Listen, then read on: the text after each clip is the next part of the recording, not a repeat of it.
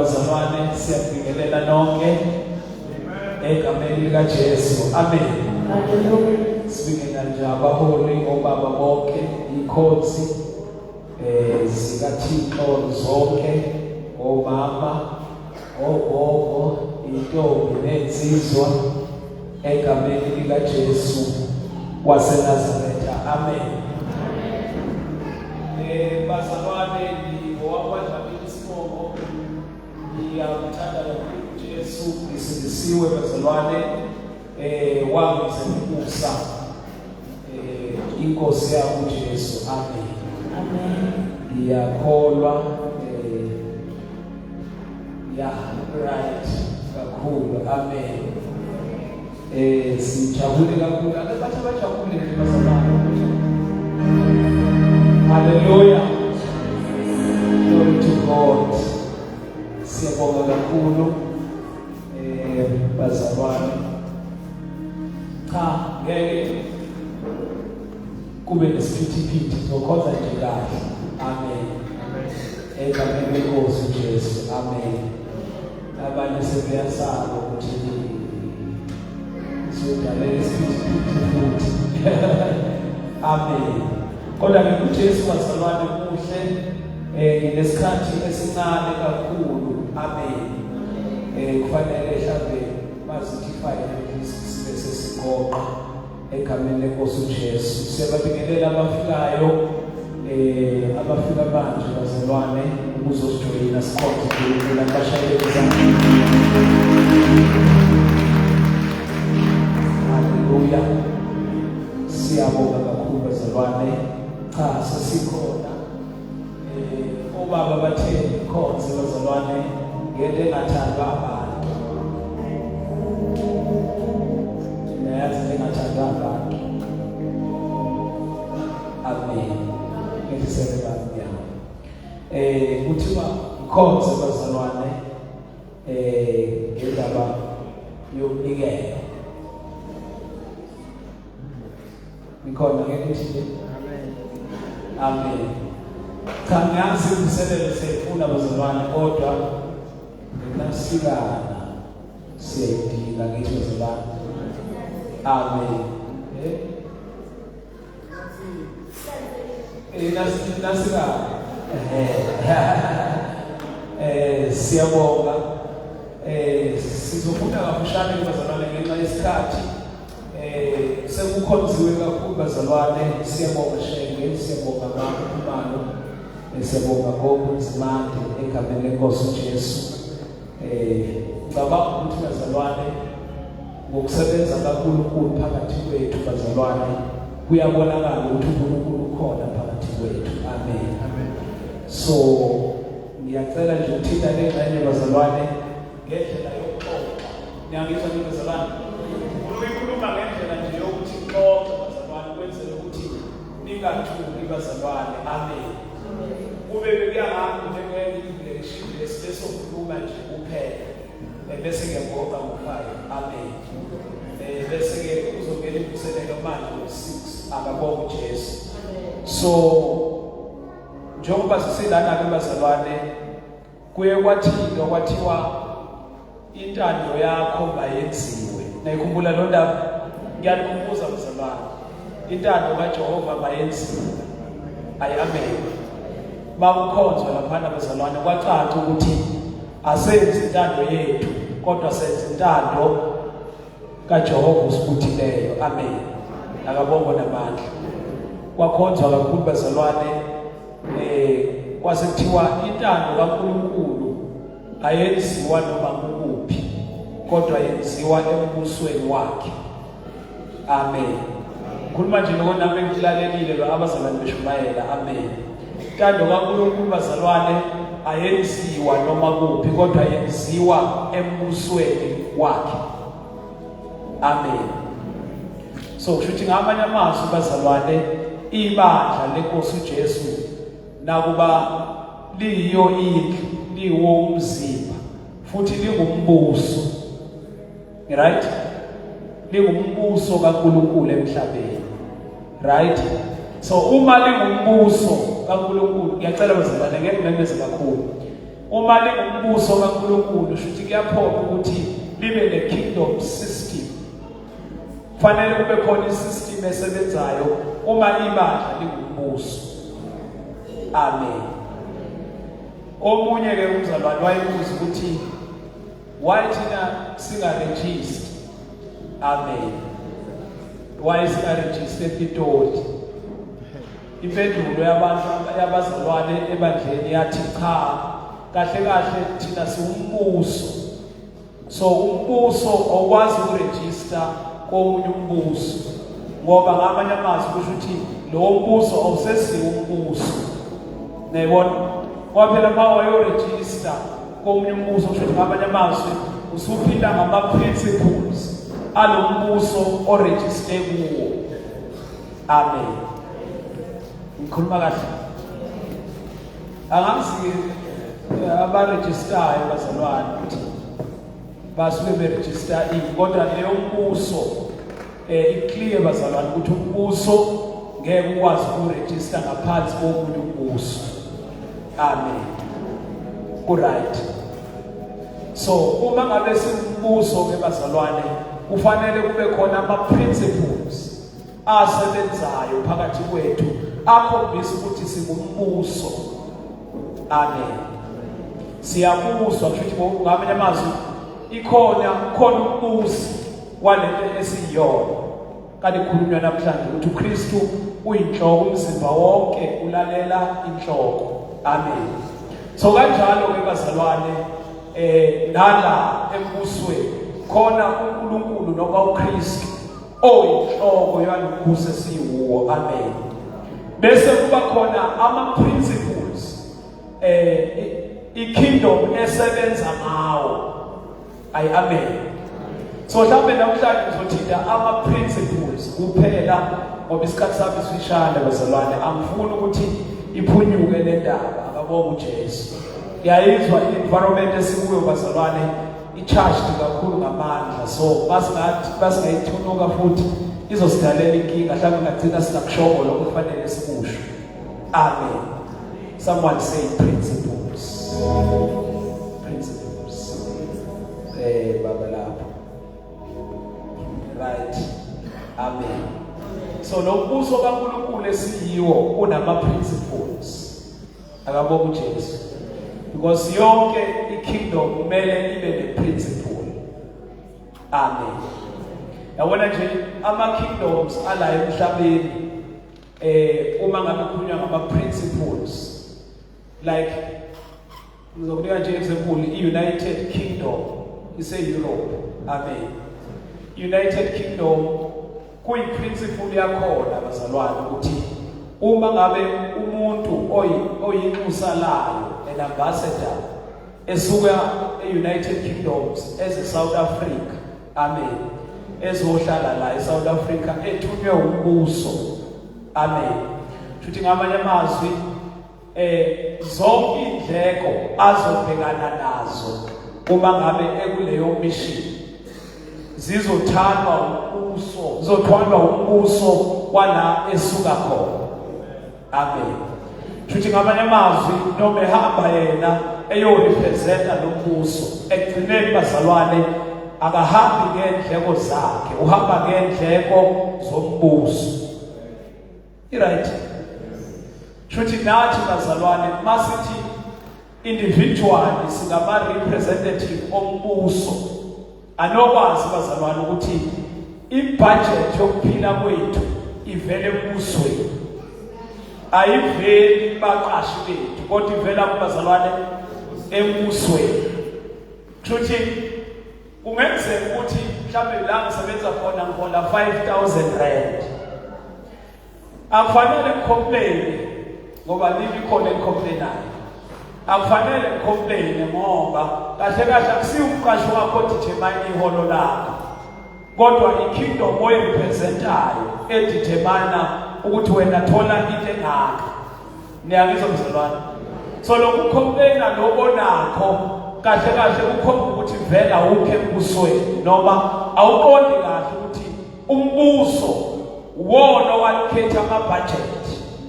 Niyangizwa mzalwane?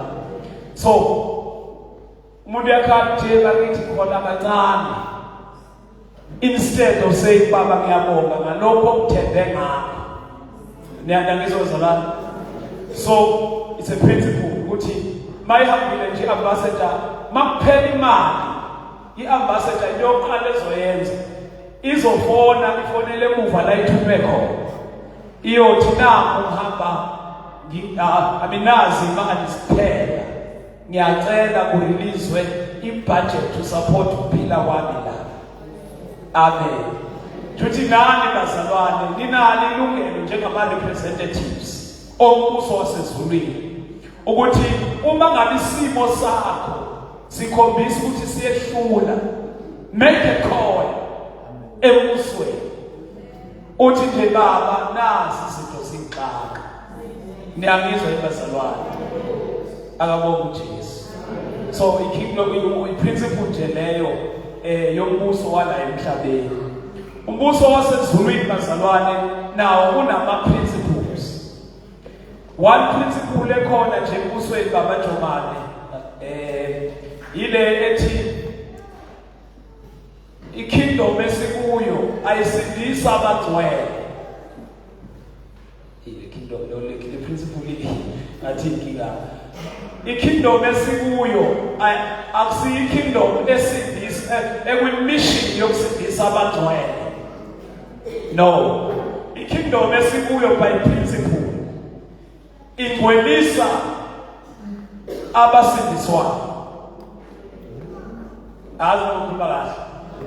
Ikingdom esikuyo ayikho kwi-assignment yokusindisa abangcwele, kodwa i-assignment yokungcwelisa abasindiswayo.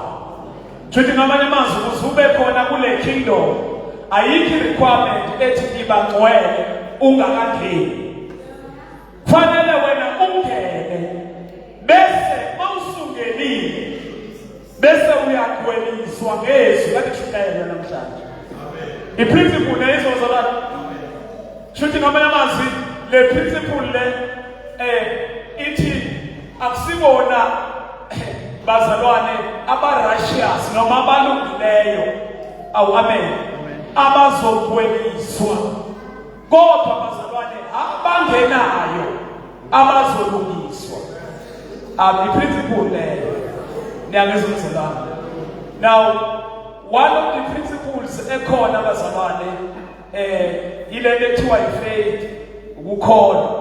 I-principle leyo, amen, ngoba lithi iBhayibheli ngicabanga ukuthi Hebrews chapter number 4 lithi iBhayibheli izwi elakhulunywa kubo alibasizanga ngoba abalihlanganisanga nokukholwa. Angithi ngizozala. Ingakho iBhayibheli bazalwane lithi konke nikwenzayo kwenzeni ngokukholwa, ngoba konke okungaveli ekukholweni kuyisono. Yayizwa i-principle. Futhi noma unganikela u10,000 rand la, kodwa uma ukukholwa ungekho kuloyo 10,000 uzero loyo, ngoba yonke into embusweni kaNkulunkulu yenziwa ngokukholwa. Awafowethu. Futhi ngamazwi uNkulunkulu bazalwane akekho interested kakhulu ekutheni sinikela kangakanani, kodwa ugadile ngempela ukuthi ekunikeleni kwethu sinjani, sinakho yini ukukholwa. Amen bazalwane. So lento leyo ukuthi somele sinikele nje ngoba asinikeli ngoba sinemali. Nangizozala, asinikeli ngoba imali sinayo cha, kodwa sinikela ngoba bazalwane siyakholwa. Akabonga uJesu. Amen. So ngizothatha ke bazalwane ngokushane 2 Corinthians chapter number 9. Sikhulumeni ngawo bazalwane kafushane.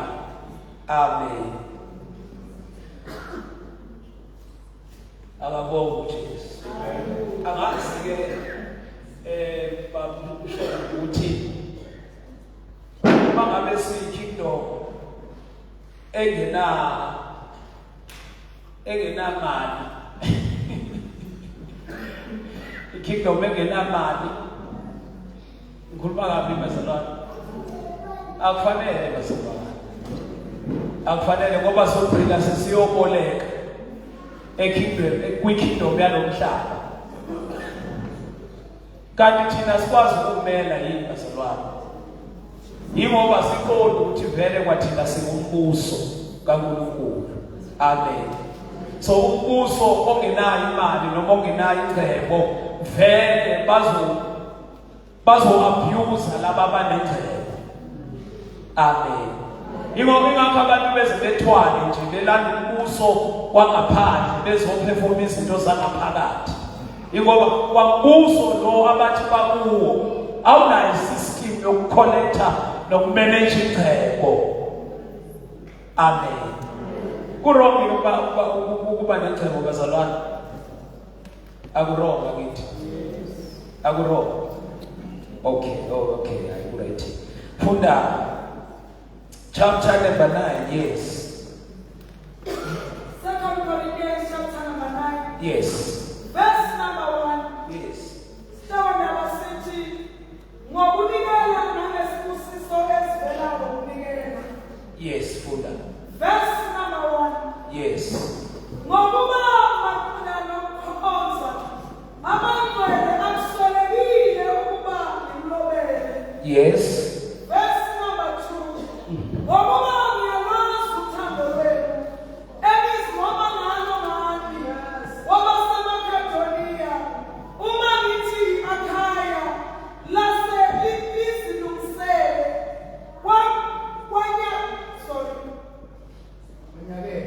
kwanyakele nokuthi ukushiselela kwenu kuvusile iningi labo. Verse number 3. Kepha ngithumile abazalwane ukuba ukuzigoma kwethu ngani kungenziwa ize maqondana nalokhu, ukuze kuthi njengokusho kwami nibe senilungisele. Verse number 4. Yes. Funa uma ngabe kufika kanye nami abasemaKedoniya banifumane ningakabi nilungisele, sijahe thina. Sijabe thina. Sijahe thina. Yes. Singasaniphathi nina ngaleli themba. Yes, Funda. Verse number 5. Yes. Ngalokho-ke bengithi kudingeka ukuba ngincenge abazalwane ukuba bandulele ukuza kini, Yes. balungisele ngaphambili isipho senu esathenjiswa ngaphambili. Yes. Sona sihlale silungisiwe, sibe njengesibusiso, singabi njengesokucishana. Okay, umuntu athi ukucishana. Ngikukhuluma nje njengomuntu bazalwane ngamabomu. Amen. Ukunikela kuyalungiselela. Kuba kahle. Ukunikela kwathi kanjani bazalwane? Kuyalungiselelwa. Shuthi ngamamazwi mawuza enkonzweni wazi ukuthi uzonikelwa. Fanele ukulungiselele lokho. Ungathathi nje ozohlangana naye ebhekini. Umuntu ongakhona wenze njalo. Ngoba thina asithithi umuntu oqalisa imoto sivele sikhipha 2 rand. Siyalungisa. Uthi no, ngiyonikela namhlanje akabonga uJesu. Amen. Ake bathi laba abathi ngiyakulungiselela ukunikela. Owazi nje ngiyakulungiselela. Nathi niyabona bazalwane. Ukunikela kwenziwa njani? Kuyalungiselela. Shuthi ngamamazwi ungakulungisi uyafana nomuntu ongekho embusweni kaNkulunkulu. Akabonga uJesu. Ukunikela bazalwane kuyalungiselela. Amen. Kwangathi uNkulunkulu angasilekelela masibuyele emalokhaleni ethu. Singenzi njengawo umuntu bazalwane, sibe ngabantu abalungisayo. Amen. Lungisa phela mangabe sikwazi ukuthi kuzokhonzwa nje lungisa. Khona omunye ngizamchaza indaba ukuthi akalungisile. Omunye uhlose ukunikela ngo-10 rand. Amen. Kodwa ufika no-200. Washo ukuthi-ke ngiyengenze lento ukuthi abazalwane babenikela ngime nje umphongolo la befaka khona imali. Hayi ababonga uJesu. Ngime nabapostoli babenze njalo. Ngime nje noJesu ke wayenza leya. Ngathi uJesu ngaleliya langa ebona indaba yalo wesifazane. Wayebukuthi ufake malini? Ebukuthi ufake malini? Sizwa kanjani ukuthi wayebuku? Sizwa ngokuthi athi laba abanye banikele ngokuningi egcebeni yabo noma ukuselele. Kodwa lo unikele ngakho konke. Futhi uyabona yini ukuthi uJesu wayebonitha vele bheke ukuthi abantu banikela kanjani. So mangileke lo ufika no-200 ufuna ukunikela ngo-10 rand ukunzala. Ngiyayibona indaba yakho kodwa ke siyathula nje. Befika no-200 uzozama ukuthatha ushintshi. Athi hayi. Akalungisile akithi. Uyabazi abantu abathatha ushintshi emnikelweni. Abantu abangafundisi ukuthi kuyalungiselelwa ukunikela. Uzonikela ngo-10 rand ufaka 200.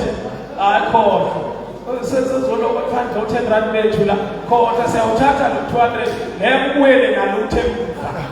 Awukho ushintsho wasemnikelweni. Faka 200 kuphelile. Wena lungisa ukuthi uyonikela. Mangalungisi vele awukho ushintsho.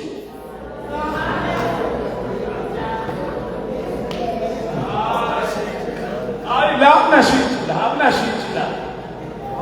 Ufika no-500 no-5 rand ofasi uzofuna u-3 rand khohlwa awukho ushintshi la. Akusikele ekusida ukuthi ngiphethe 3 rand zuthe no. La akunashintshi yalungiswa. Amen.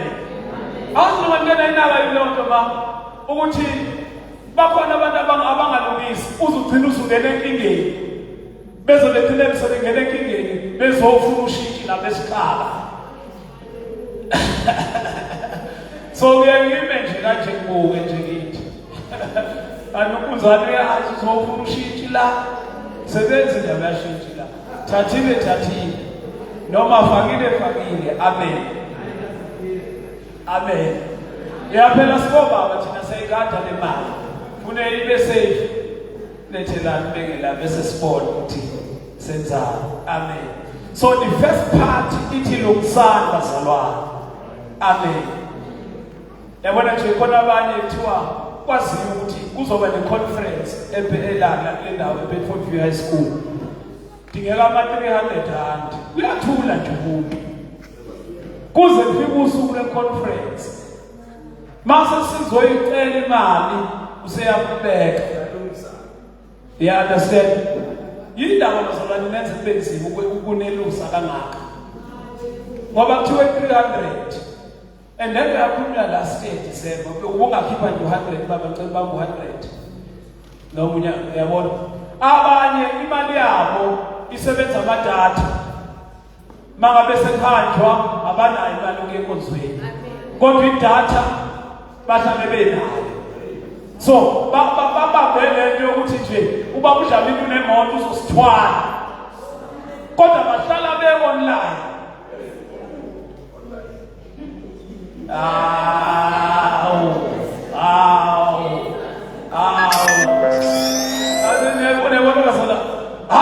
Udlamini unesebenzisithi uzosithwala. Ngibele mahala. Nihambe ngemoto enhle kuningasho nokuthi baba sicela ukufaka upetrol. Abanye sebatransporta mahala sibalande endlini zabo. Sibabuyisele. Ababuzi ngakanye bakuhlala usithwala njalo. If petrol wamalini le moto yakho. Ungabe ngokucishana. Oh, lezi moto zobaba zihamba ngamanzi.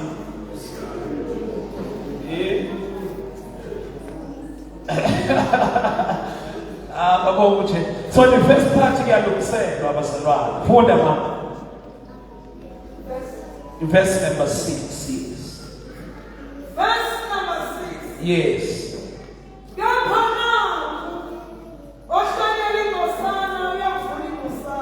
Yeah. Someone say principles. Principles. Level principle. Ohlwanyela iNkosana uyakuvuna. The principle, God is fair. Yeah, uzofa 5 land. Ubeke 500. Should when a very anointing yakho, portion yakho in terms of blessing, ila over 5 land. Ila over 5 land. Amen. Kodwa khona abantu bazalwane abawazi ukuthi banikele more than it is required. So abanye bazonikela exactly njengoba sicelile sithi thina sicela u300 umuntu uhola 50,000 na usazokhipha u300 ngoba kucelwe 300.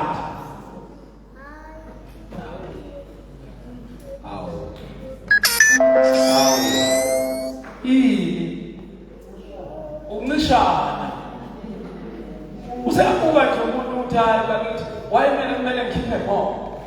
Hayibo, you can afford it. Amen. Food.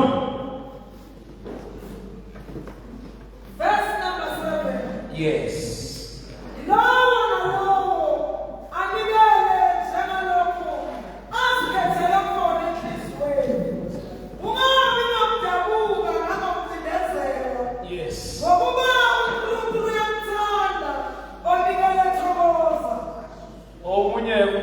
Laphana unebandla laphana wavula lelivesi unebandla lethokoza ke la kuhlala khona uSiphelani nanisiphi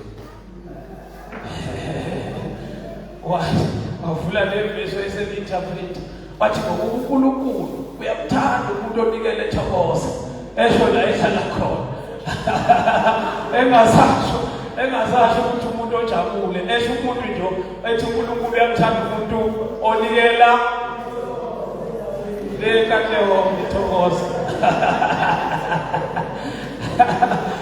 Amen. Lona lo anikele njengalokhu azikhethela khona enhlizweni yakhe. Kungabi ngokudabuka nangokucindezela ngokuba uNkulunkulu uyamthanda onikelayo ethokoza. Hayi Bedford washosho njalo athi siseBedford la uNkulunkulu uthanda umuntu onikele ethokoza so why kumele sinikele Bedford. Hayi amen. So kukhona ukunikela kakhulu lokwa 10%. Amen. Lokwa abantu bazalwane kuka 10%. Asikwazi ukufundisa thina ngoba abapostoli abasibhalelanga lutho ngakho bazalwane yakizwe. Abapostoli abasibhalelanga lutho ngakho. Amen.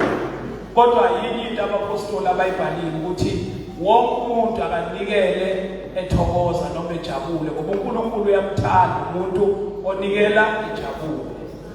Amen. Omunye wabhaka amakhekhe ngisho ke le wabhaka amakhekhe kanti enhlizweni yakhe kunene nje bhaka amakhekhe wazise enkonzweni nowazisa amakhekhe enkonzweni sakhonza masiqeda hayi ke sathandaza sehlukana. Amen. Sithe sizwa ngeviki elilandelayo sesizwa ukuthi umzalwane wamakhekhe ulimele. Hawu ulimele kanti sibusise kangaka ulinyazwe yini manje thiwa no ubaba akazange bonke ukuthi umahambani usenzele namakhekhe walinyazwa ukuthi akarecognizewa ukuthi uyena obhakile. Amen. Bakhona nabanjalo sibaphathile futhi abafuna ukuthi sibaneze babenikele ngamakhekhe kufanele sibonge ukuthi hayi siyabonga sishe phakathini ungasho eceleni ithatha umbongo ukuthi hey bakithi siyabonga uGumethu uzisa amakhekhe Nkosi yami. Hayi amen. Right. Funda ke mama. uNkulunkulu uyamthanda umuntu onikele njalo zabanye ethokoza. Amen. Asifuni ukuphoqa abantu kodwa sinayo lento ukuthi thokoza phela nawe mawunikela. Hayi amen. Siyazibona vele imali incane shaka u10 akunankinga kodwa kade phela ukuthi ujabule ngalo 10 oletha. Hayi amen. Ngoba lento le ayike manje ngenani noma ngevelu oyilethayo kodwa iya ngeattitude yakho unjani ujabule ngokukhipha leyo mali. Amen. Okay. Yeah, funda. Verse number 8. Yes. Yapha uNkulunkulu namandla. Yeah. Ngokunipha umusa wokuvame. Yes. Ukuze kuthi nizobonela bonke izimene zonke ngesikhathi zonke nivame imisebenzi yonke emihle. Iyayizwa ukuthi le ndaba yokunikela is part of imisebenzi emihle. Kanti wena wenza yiphi imisebenzi bafethu unganikeli kanje? Nivama. Awu amen. Bazalwane mina ngicabanga ukuthi bakuthomane ukube besifundise kahle le ndaba yokunikela. Besikeke sijabule ukuthi ibandla likaKristu likhonza esikoleni. Kodwa khona umzalwane uhlala kudaba story ewu13 room uhlala yedwa nengane yakhe.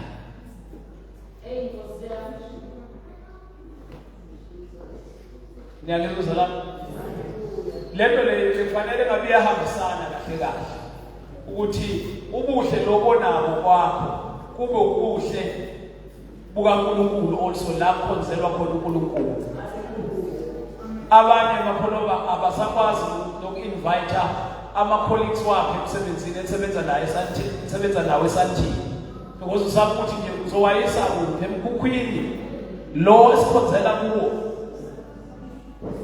uNkulunkulu ngeke ehle ezulwini bazalwane azosakhela i-auditorium. Kodwa udinga abantu abakholwayo ukuthi bathi akuright ukuthi indlu kaNkulunkulu ibe so mina ngibe kuhle kangaka. Ngiyabona mzalwane. Into nje ethi ukuxoxa sifundisa abazalwane ukuthi no kahle kahle lento yomnikelo iyamnikeza uNkulunkulu udumo. Abantu mabefika kithi bezobona indlela esikhonza ngayo babuka thina babuka indawo esikhonza kuyo bese bekunika uNkulunkulu esimkhonzayo udumo. Amen. Angize yalahle kabi bakuthumane njalo nafundisa kanjani. Kodwa ngiyabona mina abazalwane ukuthi abantu abanandaba ukuthi sikhonzelaphi. Kumele kusikhathaze bazalwane. Abantu abanandaba nje at all ukuthi indawo esikhonza kuyo the fact that njalo baba makufanele kube ne-convention kufuna esiqashi sound system yokukhonza nina kodwa nihlale ni-online namadata. Hayi bafethu no ayikho right. Le light ngithumayeni ufuna ukuxoxa nje kahle uthi no ayikho right. Akabonga uJesu. Konje malini 10% ka 20,000. Tudao. Anjeni bakhona futhi. Tudao.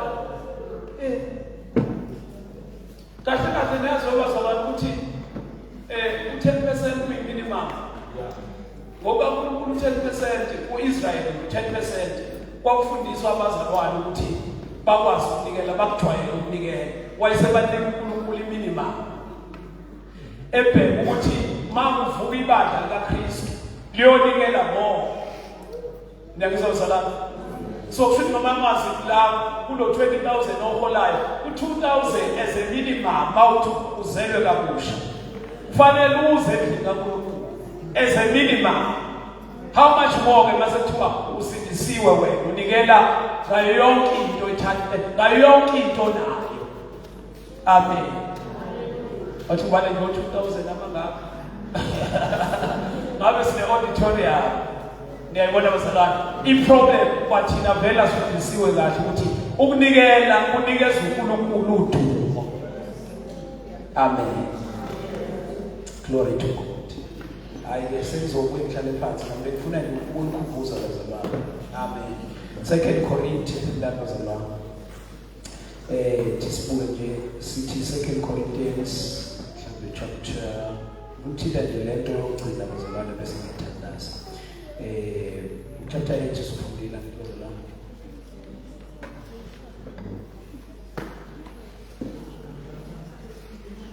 Yes. Basically, yes. Chapter 9 from verse 8, from verse 8, yes.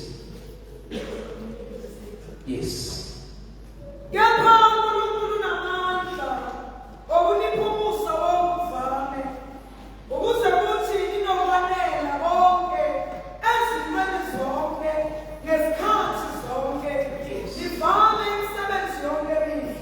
Okay. Chapter number 8, verse 1 until? Chapter 8, verse 1. Yes.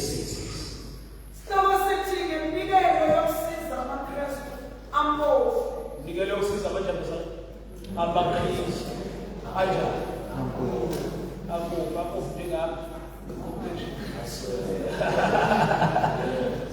abaKristu asweleyo. Yazi umsebenzi wethu kwanaka abaKristu asweleyo. Amen. Ngoba bakhona abantu ngaphandle bazalwane abazowanaka manje ngawanaki namaKristu asweleyo. So kumyalo wenkosi bazalwane ukuthi awanakwe amaKristu asweleyo.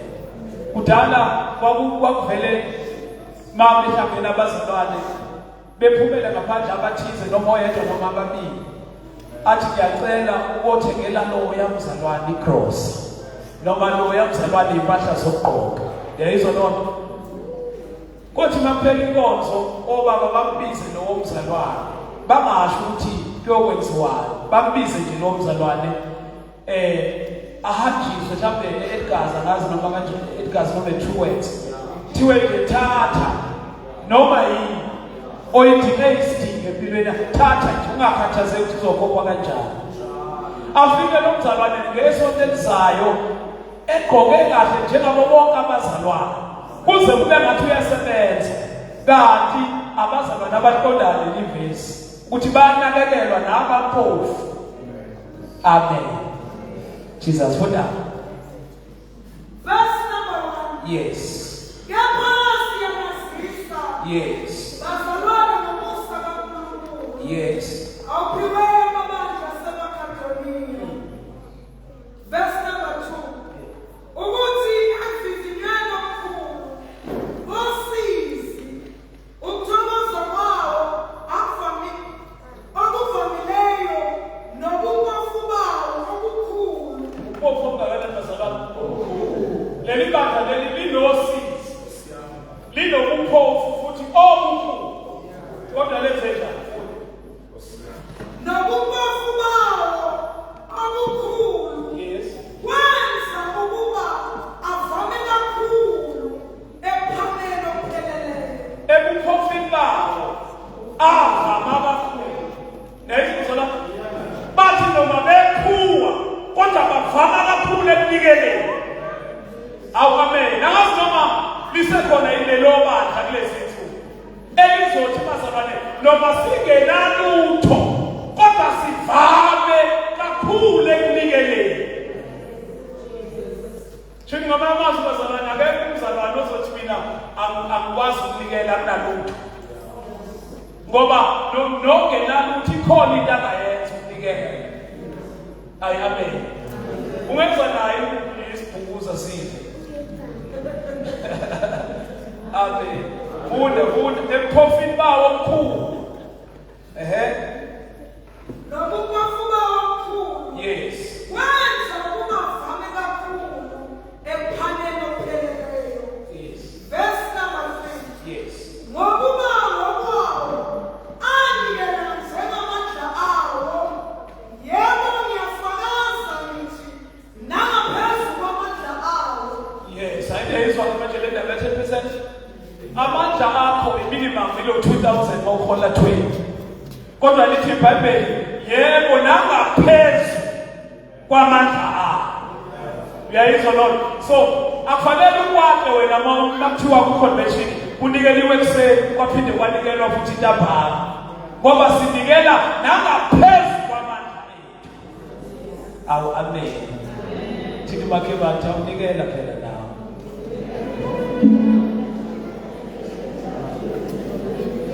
Awunikela nawe. Wanikela ngendodana.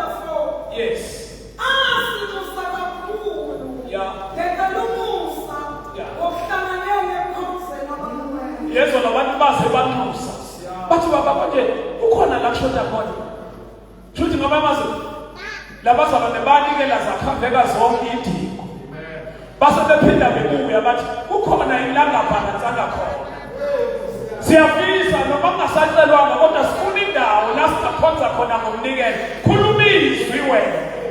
Sifuna nje ukwazi ukuthi sinikele sikhave sikhona yini isidingo. Bafowethu yazi abanye abantu bathi okubabujabulile nemoto uhlala lapha la ehlala khona ngoba amasuti akanazi idingo. Abakaze bamthelele ngisho ekhaya.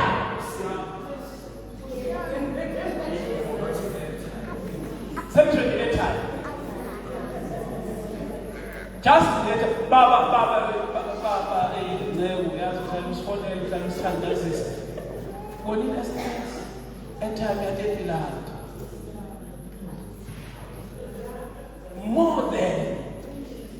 more than required.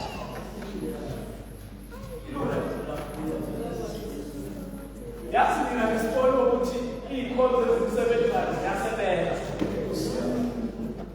manje sesitshela ukuthi azinazo idingo. Kanti kwethu ngesinye isikhathi uzaba nethi angikwazi ukuze enkonzweni. Uphoqa ukuthi ngikhiphe kwelami pocket. Inike yena ezezokhonza. Ngoba ngiyazi mangacela nina bekho noyedwa ozophakamisa isandla. Ukuthi akalandi lo mzaba. Fanele iphume la kini. Uma uDlamini sekufanele understand ukuthi uDlamini unomndeni omkhulu. Unalezi ngane ezufo nabaleka abaningi abadala abanama-IT abathembele kuye.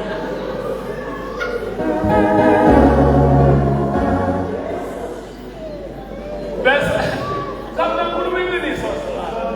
Khuluma iqiniso ukuthi kunento zelela yini efanele niyithole ngokuthi nje nikhiphe nje airtime. Maka ngakhuluma ilizwe elilodwa ngathi uNkulunkulu akusise my child. Uyazi ukuthi wenze umehluko in your destiny. Nge-airtime.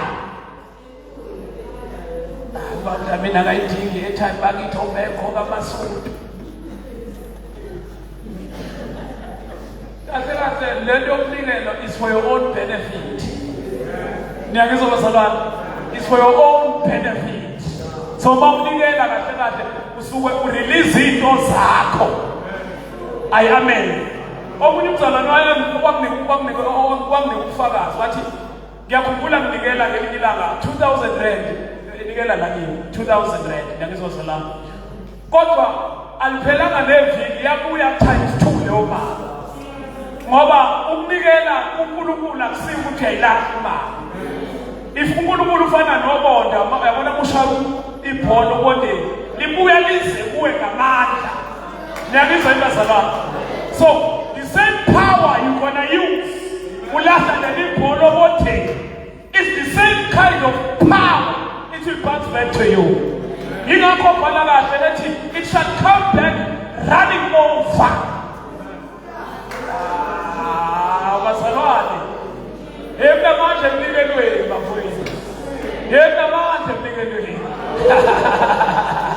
Into zakho nile njengoba understand lento. Amen.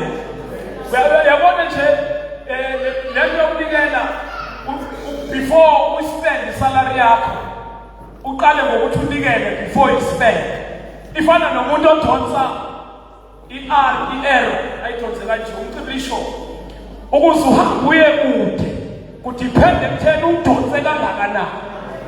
Injalo le ndaba ye-blessing from the-offering ukuthi the more you give is the more you receive. To kingdom principle othina umakhelwane principle.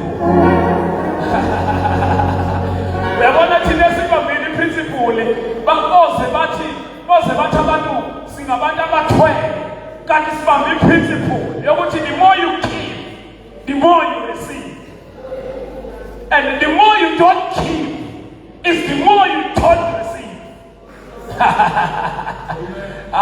Mfowethu akabonga uJesu. Yes, funda ma. Verse number 5. Yes.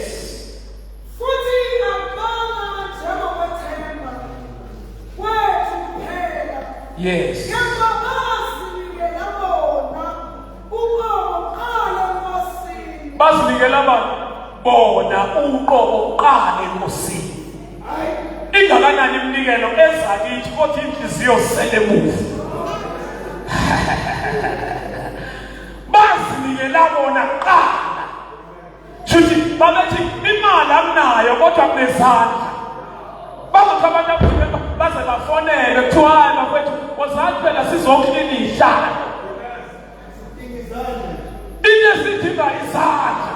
Ngoba kuthiwa bazinikela bona kwethu kwakusho ukuthi bazalwane ngamanye amazwi imali babeyibona kodwa into eyayibalulekile ukuthi inhliziyo ibe la ekhonza khona.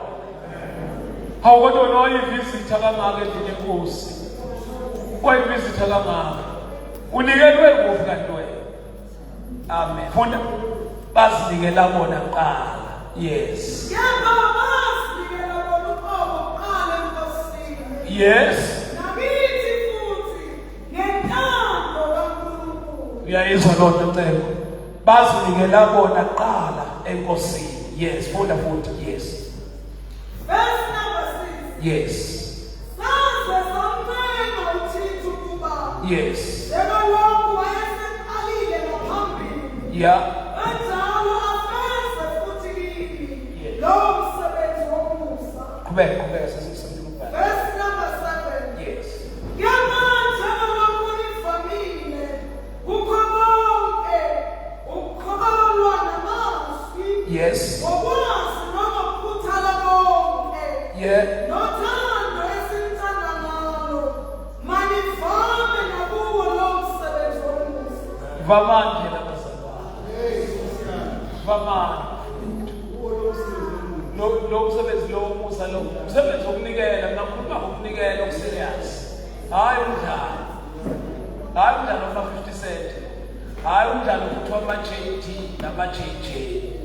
Umnikelo wangempela kuthiwa wenza sure ukuthi uzinqumele enhlizweni yakho ukuthi ngizayikhipha le mali every month mangihola. Basekhona abantu abenza njalo.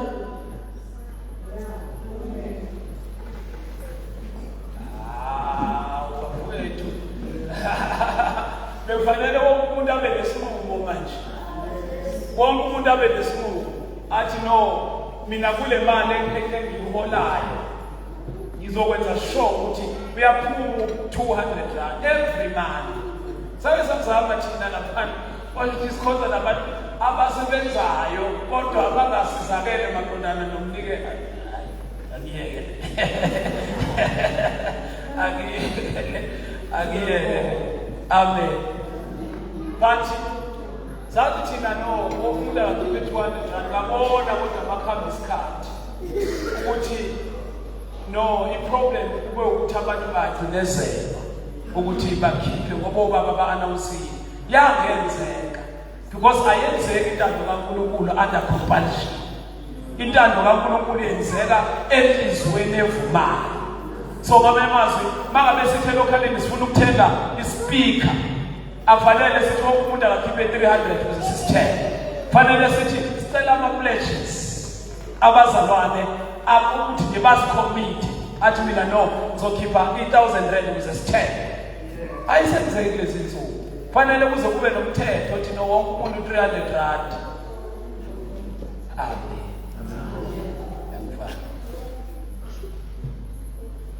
Hallelujah. Wanikela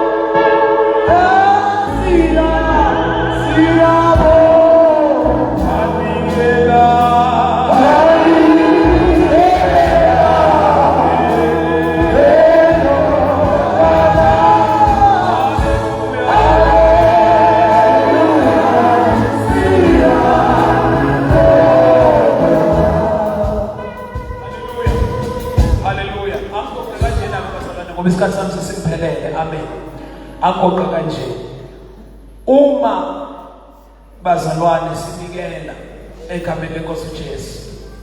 iBhayibheli liclear ukuthi asihambe simemezela ukuthi nginikelile. Angithi niyayazi lela isandla sakwa left asinazo kwenza isandla sakwa right. Niyayazi lela asihambe simemezela ukuthi ubani njengoba futhi bakujumaleni lento ijwayelekile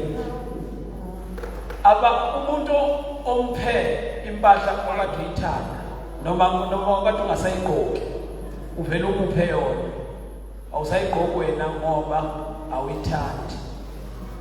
Mawupha nje umuntu avela ayigqoke ivela imfanele kakhulu akazi wena akayileyo ivele nje imfanele ngendlela exakile uzibuza uthembo isikhathi saphelele lesi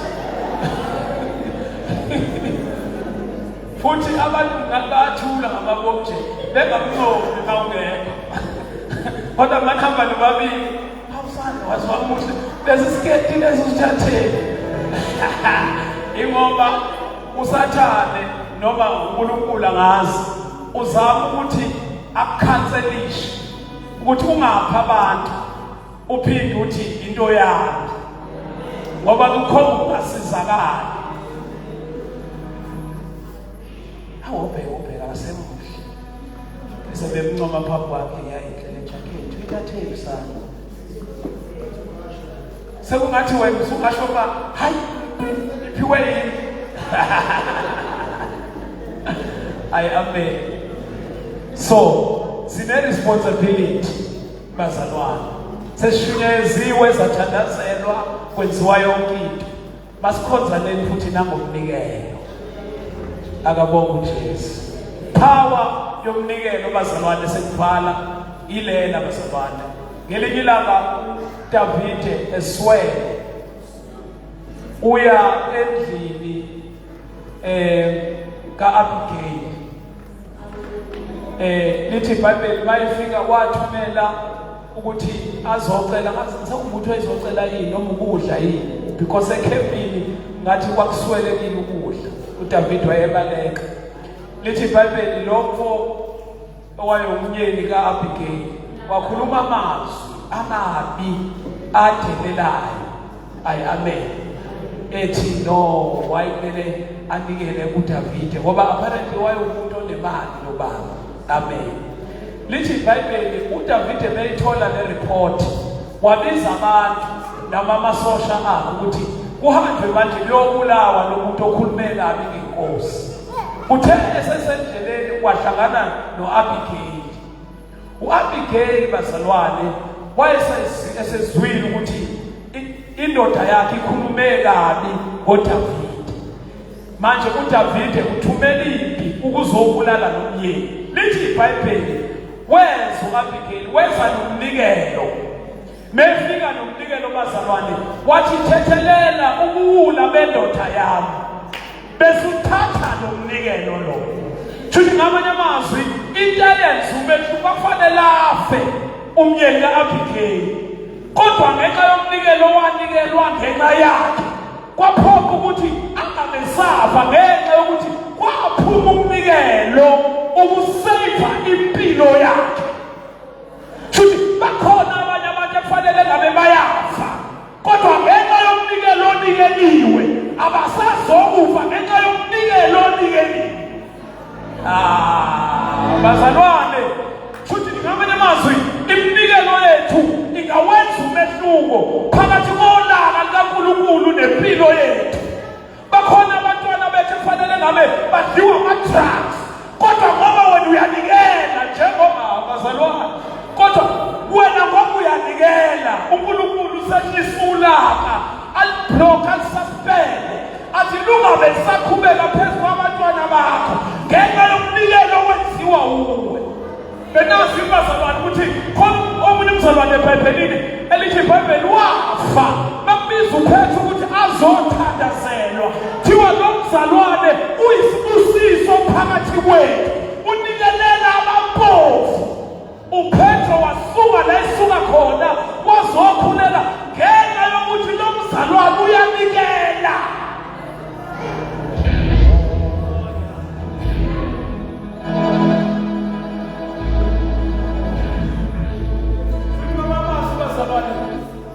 Umnikelo akusibona kuphela ukuthi uzobenefit. Kodwa uyayidlulisa nengozi eliza nengozi. Uyayithembisa nje iphebeza ingozi eliza kuwe. Bekufanele kufe wena kodwa umnikelo ohamba phambili. Bazalwane lento le spiritual lento bazalwane. Khona amashwa akulandelayo. Kodwa ngenxa yomnikelo yakho ayaphetshezwa.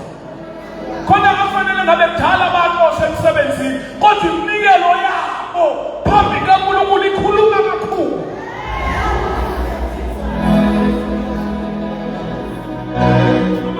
Ikhuluma kakhulu. Ifika phambi kaNkulunkulu ithi baba yebo unawe namaphutha kodwa bheka umnikelo. Amaphutha yena unawo kodwa sasuka ukumnikela. Ayakabongona manje. Akabonga uJesu. Akabongona manje. Uyabona Jesu ezafunda ngelila ukuthi bazalwane uma ngabe umuntu waIsrayeli ezonikela eletha umnikelo weqala lithi iBhayibheli kwafanele kuphekwe ukuthi umnikelo unasici yini. Makwatholakala ukuthi awunasici umnikelo akhululwe lo nikelayo. Noma engazange avume isono sakhe kodwa makubukwe nje ukuthi umnikelo awunasici uyathethelelwa lo muntu. Bakhona abantu kulezi insuku bazalwane abathwele kanzima kodwa iminikelo yabo iyiquality phambi kaNkulunkulu. Athi uMpostoli Pawula ngencenga bazalwane ngobubele bukaNkulunkulu nikelani imizimba yenu. Siyayibona imali yakho uyayiletha kodwa injani kodwa le mali oyilethayo. Hayi siyabona kwethu uya-attenda kodwa injani inhliziyo phambi kaNkulunkulu ngoba kwayona umhlatshelo phambi kaNkulunkulu. Siyabona kwethu uyahlabelela kodwa injani inhliziyo phambi kaNkulunkulu ngoba akusiza ukuhlabelela inhliziyo ingalungisekanga. Lungisa kuqala umnikelo.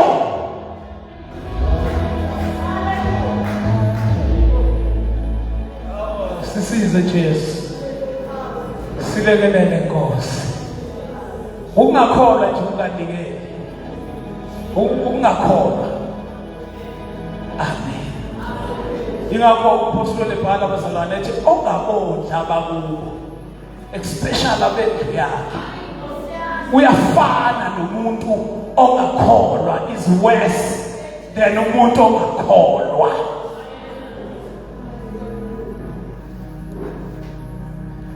Nkosi yami sisize. singabantu abadla intshumayelo ezinamandla kodwa singenzi lutho.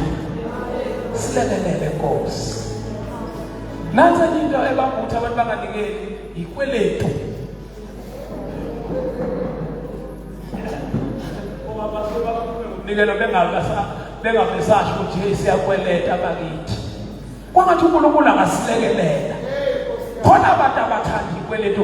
Hey bakithi makudlula abantu kuseyababiza. Kweletiseni bakithi nolanda kuphela inyanga. Akayidingi nokuyidinga lento uzwe nje kuthiwa kunabantu abathengisayo endaweni. Nginikeli bakithi makuphela inyanga ngokhokha. Phuma ekweletini ezingenasidingo. Phuma ama-credit card, phuma ama-egazi.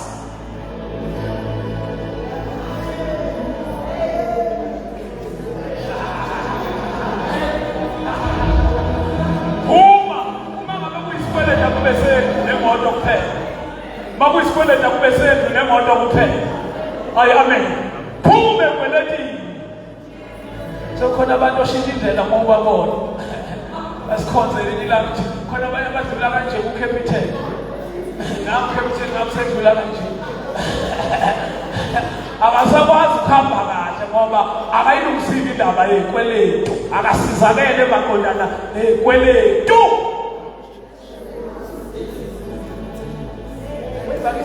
Check your wallet. But that's how I'm now African man. Oh Jesus. Silekelele Nkosi yamakhosi. Point of connection bazalwane. Ibandla noma la likhonza khona akungabi worse than la uhlala khona. Sekuchallenge wonke umuntu ke manje. Uma kwakho uclean akube clean la sikhonza khona. Uma kwakho udecorate akudecorate nala sikhonza khona. Ngiyayizozela uma ngabe kufuthumele kwakho akufuthumale nala khonza khona. Yini kube right ukuthi hayi bayimvula sikhonzi ngoba amazeke phezulu la nembobo bekhona abazalwane. Asibukelele bazalwane isifuko nje sihlekayo. Masingayilungisa ingakanani imphefumulo eyofika phakathi kwethu ithi ngiyabona uNkulunkulu wenu. Sifaka benzimini.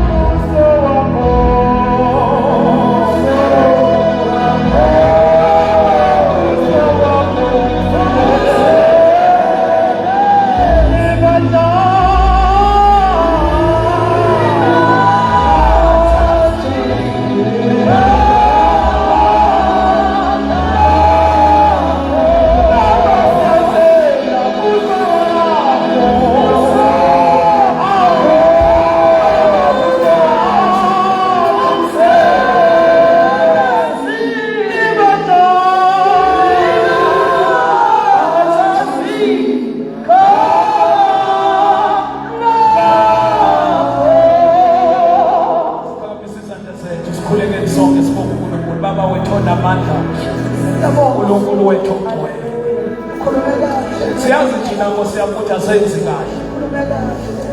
Kodwa namhlanje siza kuwe Nkosi yami. Ukuba uNkulunkulu wethu onamandla ilungiswe yethimpilo. Sithethelele nje Jehova onamandla. Kunendandane kufanele ngabe siyanaka esingakwenzi lokho. Kunabantu Nkosi yami ababafelokazi kufanele ngabe siyabanaka asikwenzi lokho. Wonke umuntu nako kwakhe siyathandaza ngegama lika Jesu. Kuba uNkulunkulu wethu onamandla usixolele, usithethelele baba wethu onamandla. Bese usipha amandla okwenza. Sithi seshumayelile Nkosi yami bese siba namandla okwenza. into ebonakalayo ebusweni wakho. Siyabonga Jehova ongcwele. Faka manjalo Nkosi. Faka manjalo Sifakazi. Egameni likaJesu. We thank you, Lord. Hallelujah. Singathi Nkosi lo kancane kushuthi bazalwane